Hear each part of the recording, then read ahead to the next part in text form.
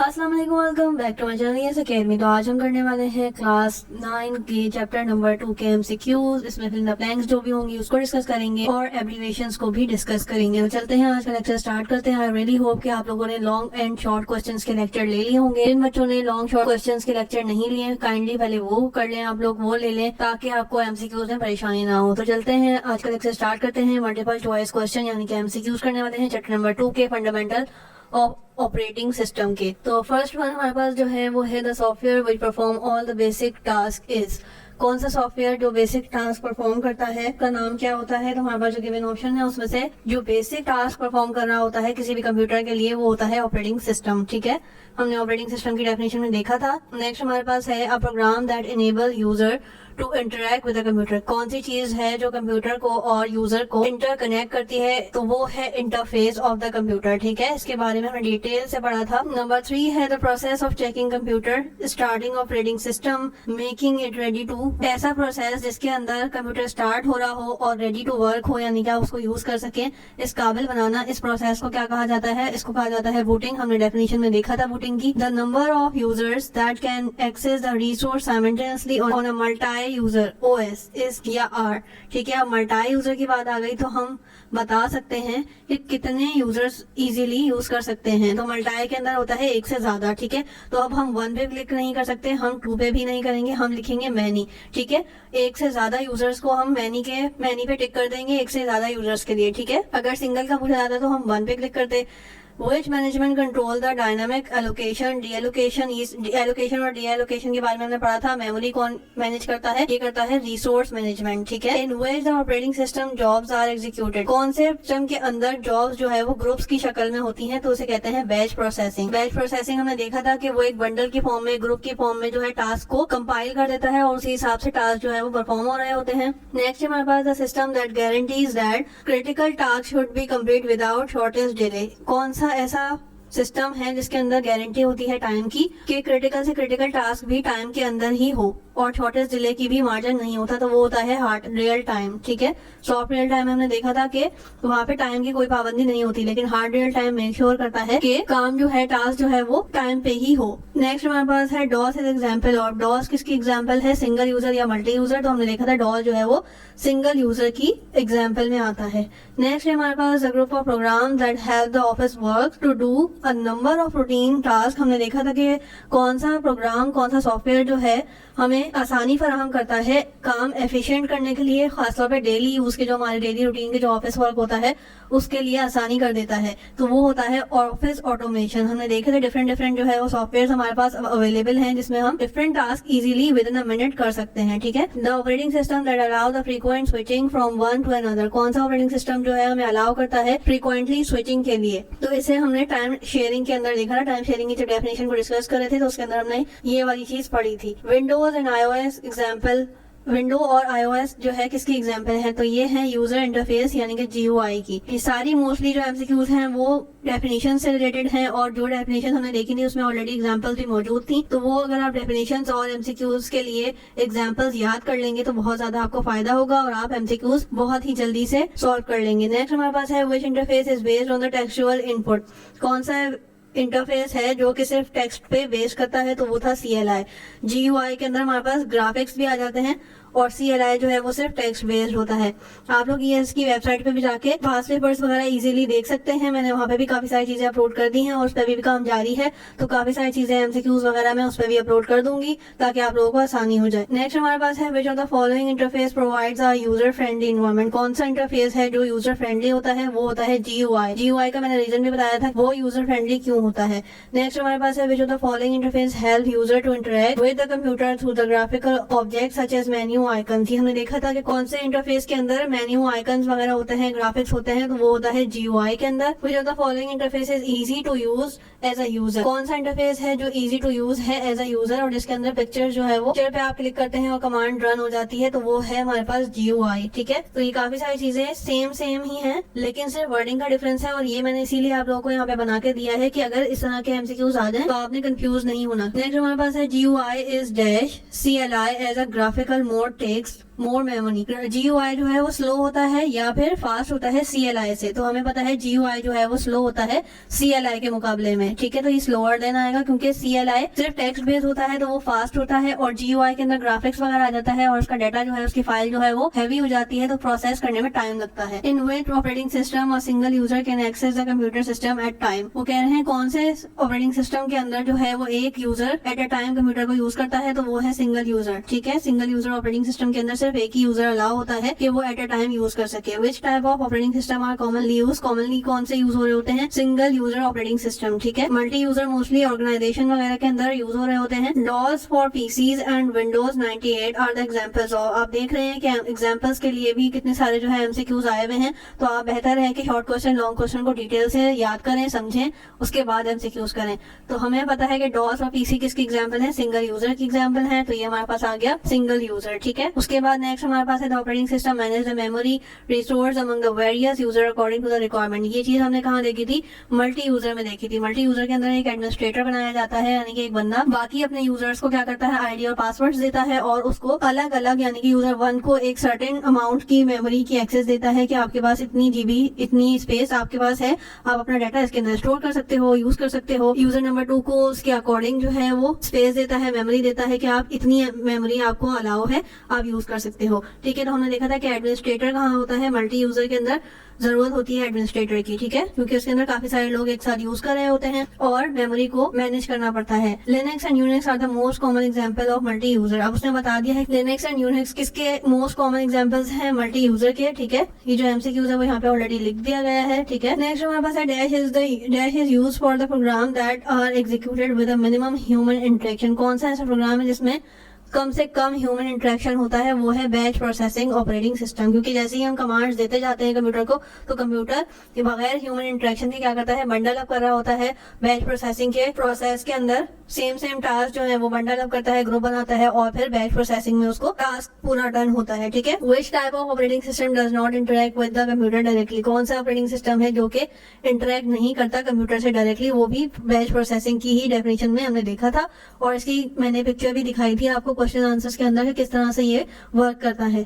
The main function of a dash system is automatically keeping executing the job batch. तो वो भी batch processing के अंदर होता है कि वो ऑटोमेटिकली अपनी जो है जॉब्स को बैच कर देता है, ठीक है, यानी कि ग्रुप बना देता है। नेक्स्ट हमारे पास है in which operating system multi users can specific computers at the same time in a same different place. हमने देखा था कि मल्टी यूजर के अंदर क्या होता है, एक स्पेसिफिक तरह के कंप्यूटर्स यूज हो रहे होते हैं और उसे डिफरेंट लोग जो है उसे ऑपरेट कर रहे होते हैं डिफरेंट जगहों पे। तो वो क्या होता है, वो आ जाता है टाइम शेयरिंग की डेफिनेशन के अंदर। टाइम शेयरिंग का हमने पढ़ा था, तो उसकी डेफिनेशन से रिलेटेड है ये। These system are also known as multitasking system. कौन से सिस्टम है जो मल्टीटास्किंग सिस्टम के नाम से भी मशहूर है, तो वो है टाइम शेयरिंग, ठीक है। एक रियल टाइम है और एक है टाइम शेयरिंग, ठीक है।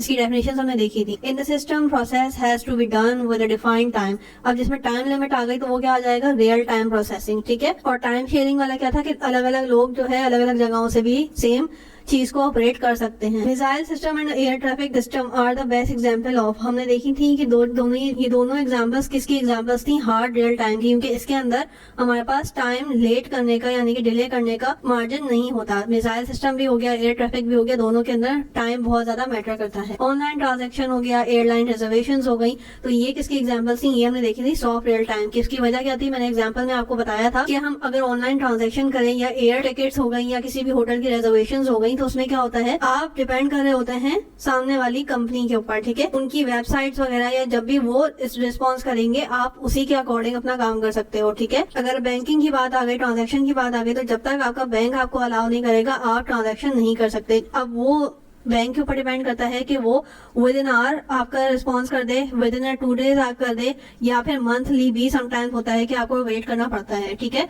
तो ये सारी जो चीजें हैं इसमें कोई टाइम लिमिट नहीं है, तो इसमें आ जाता है ये सॉफ्ट रियल टाइम में, ठीक है। Dash is the most commonly used operating system in which the delay developed by Microsoft। कौन सी चीज है जो मोस्ट कॉमनली यूज हो रही है ऑपरेटिंग सिस्टम से रिलेटेड, जो कि डेवलप्ड हुई है माइक्रोसॉफ्ट ने। तो माइक्रोसॉफ्ट ने क्या बनाया है, विंडोज बनाई है ऑपरेटिंग सिस्टम से रिलेटेड। और installing the window 10 we need, हमने देखा था कि सबसे पहले तो हमने इंस्टॉलिंग देखी थी कि विंडो इंस्टॉल करने के लिए हमें क्या क्या प्रोसेस करना पड़ता है, फिर हमने उसकी रिक्वायरमेंट्स देखी थी कि हमें क्या क्या चीजें जो है वो रिक्वायर होती हैं। तो अब वो पूछ रहा है कि विंडो 10 हम अगर इंस्टॉल कर रहे हैं तो हमें CPU की नीड है और CPU की स्पीड हमने बतानी चलानी है तो हमने देखा था कि 1 गीगाहर्ट्ज की जो स्पीड है वो चाहिए होती है सीपीयू के अंदर, ठीक है। AVG are the some of the free softwares.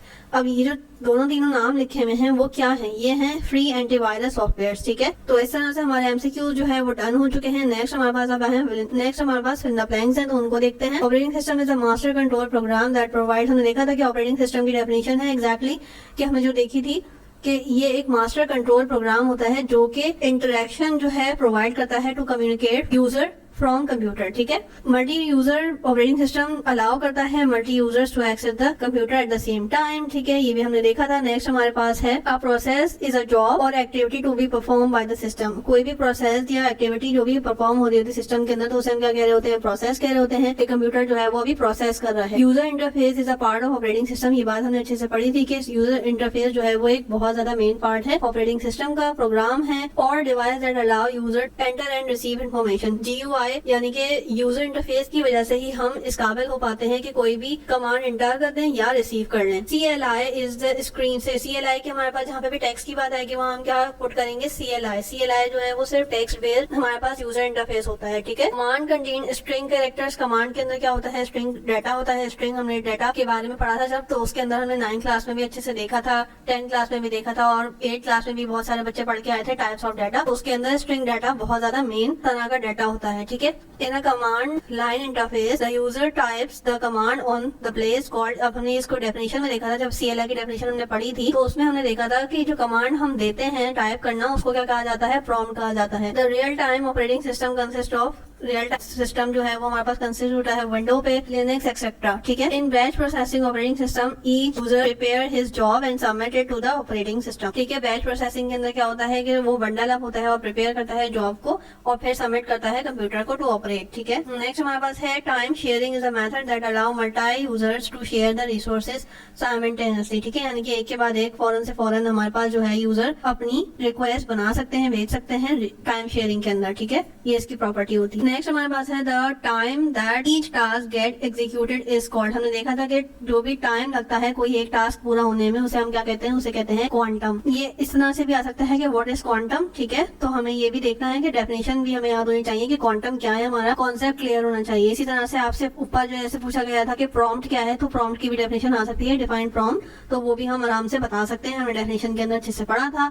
Next हमारे पास है real time processing operating system is a time bound operating system. Real time की सबसे ज्यादा मेन बात क्या है कि इसके अंदर टाइम की बाउंड होती है, यानी कि टाइम की लिमिट बता दी जाती है। Real time processing operating system has a fix limit. ये बात भी हमें पता है कि इसके अंदर एक फिक्स लिमिट दी जाती है टाइम, चाहे कितना ही ज्यादा डिफिकल्ट टास्क हो। सॉफ्टवेयर टाइम के अंदर क्या होता है? ये हमें गारंटी नहीं देता कि जितना टाइम अगर हमारे पास स्क्रीन पे लिखा हुआ होता है तो समटाइम्स ये होता है कि हमारा जो टास्क है वो थोड़ा सा डिले हो जाता है। नेक्स्ट हमारे पास है software installation is the process of making the software ready for execution. हमने देखा था कि सॉफ्टवेयर इंस्टॉलेशन बेसिकली क्या होता है कि वो प्रोग्राम, वो सॉफ्टवेयर जो हम यूज करना चाहते हैं तो उसे हम इंस्टॉल करना पड़ता है। और इंस्टॉलेशन बेसिकली क्या है कि वो प्रोग्राम, वो सॉफ्टवेयर रेडी हो रहा होता है उसे हम यूज कर सकें, ठीक है। Software installation means to put something in new place ready to use, ठीक है। वही वाली बात कि हम जो है उसे रेडी टू यूज कर सकते हैं, रेडी टू यूज करते हैं ताकि वो हमारे फंक्शन के अंदर इजीली रन हो सके। Office automation software is a group of computer that program that have the office work in daily life. हमने देखा था कि ऑफिस ऑटोमेशन की वजह से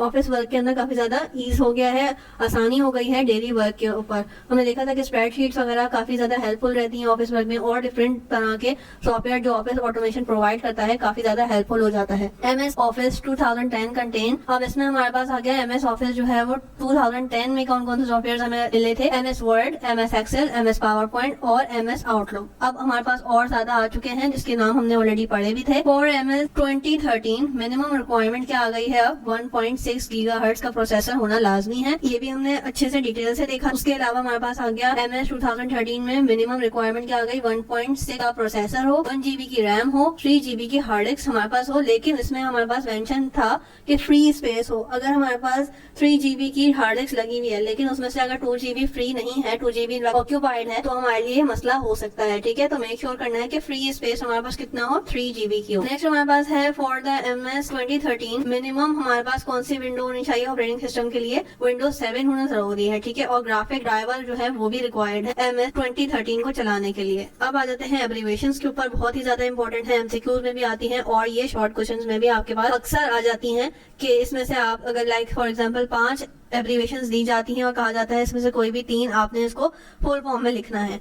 तो बहुत ही इजी है और आपका टाइम भी बचाता है इस तरह के क्वेश्चंस। लेकिन आप इसको जब सॉल्व कर सकते हैं जब आपको ये आते हो। तो अब हम देख लेते हैं एब्रीवेशंस की भी तैयारी साथ साथ करते जाते हैं। AVG is the anti virus guard. BIOS, BIOS भी कहा जाता है इसे, बेसिक इनपुट आउटपुट सिस्टम, ठीक है। CHK DSK यानी कि चेक, आप इसे कह सकते हैं यानी कि चेक का एंड डेस्क का हाफ, ठीक है, और डिस्क का हाफ। तो ये इसकी एब्रीवेशन आ गई। CLI हम बहुत दफा पढ़ चुके हैं, कमांड लाइन इंटरफेस। डेल कहते हैं डिलीट के लिए, DOS कहते हैं डेस्क ऑपरेटिंग सिस्टम के लिए, GB कहते हैं गीगाबाइट एक यूनिट है, ठीक है। iOS कहते हैं आईफोन ऑपरेटिंग सिस्टम को, लिनक्स कहते हैं lovable intellect not using XP, काफी ज्यादा इंपॉर्टेंट है, lovable intellect not using XP। Mac OS को कहते हैं मैकेंटोश ऑपरेटिंग सिस्टम, MS को कहते हैं माइक्रोसॉफ्ट OS को कहते हैं ऑपरेटिंग सिस्टम, UI को कहते हैं यूजर इंटरफेस, यूनिक्स को कहते हैं uniplex information and computing system, WDDM को कहते हैं window display driver module, window display driver module. Windows को कहते हैं wide interactive network development for office work solution, ठीक है। तो ये थे हमारे पास आज की क्लास। आज के सारे क्वेश्चन, सारे MCQs, सारी ब्लैंक्स और एब्रीवेशंस को भी हमने यहाँ पे डिस्कस किया। आई रियली होप कि आपको ये वाली क्लास हेल्पफुल रही होगी। इसको अपने फ्रेंड्स के साथ भी शेयर करें। टिल देन अल्लाह हाफिज।